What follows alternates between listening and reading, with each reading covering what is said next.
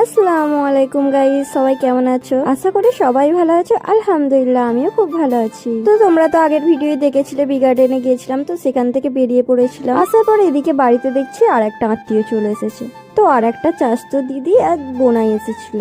তো সন্ধ্যের নাস্তা চা পানি খাওয়ার পর আমরা বেরিয়েছিলাম একটু মেটিয়া বুরুজের যাওয়ার উদ্দেশ্যে। যেহেতু মেটিয়া বুরুজটা কাছে, তাই দিদির বাড়ি গেলে প্রায়ই যাওয়া হয়।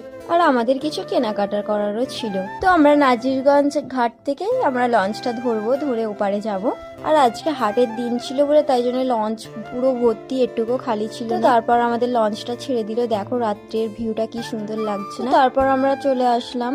তো আসার পর আমাদের যেগুলো দরকার ছিল মেন এখানে পাওয়া যায় না, তো আর একটু ভিতরে যেতে হবে।